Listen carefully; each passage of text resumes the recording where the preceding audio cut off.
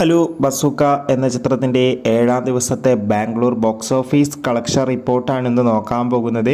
വീഡിയോയിൽ മുൻപ് video like ചെയ്യുക, ചാനൽ സബ്സ്ക്രൈബ് ചെയ്യുക.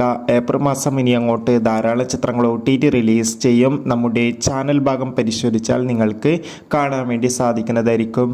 മമ്മൂട്ടി, ഷെയിം ടോൺ ചാക്കോ, ദിവ്യ പിള്ളെ എന്നൊക്കെ പ്രധാന കഥാപാത്രങ്ങളായി ഏപ്രിൽ 10-ാം തീയതി വിഷു സ്പെഷ്യലായി റിലീസിനെത്തിയ ചിത്രമായിരുന്നു ബസൂക്ക. അത്യാവശ്യം ഒരു അഭിപ്രായം തന്നെയാണ് ചിത്രത്തിന് പുറത്തുകൊണ്ടിരിക്കുന്നത്. അതുകൊണ്ട് തന്നെ എല്ലാ സിനിമാ പ്രേമികളും ഒരേപോലെ ബസൂക്ക എന്ന ചിത്രത്തിൻ്റെ ഓരോ ദിവസത്തെ ഓരോ കളക്ഷൻ റിപ്പോർട്ടും അറിയാൻ വേണ്ടി കാത്തിരിക്കുകയാണ്.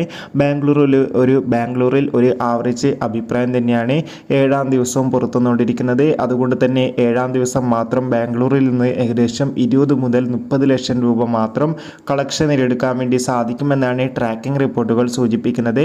എന്തായാലും കാത്തിരിക്കാം ബസൂക്ക എന്ന ചിത്രത്തിൻ്റെ കൂടുതൽ ബോക്സ് ഓഫീസ് കളക്ഷൻ റിപ്പോർട്ടിനായി. ചിത്രം കണ്ടവരുടെ അഭിപ്രായം തീർച്ചയായും കമൻറ്റ് ബോക്സിൽ രേഖപ്പെടുത്താൻ വേണ്ടി ശ്രമിക്കുക.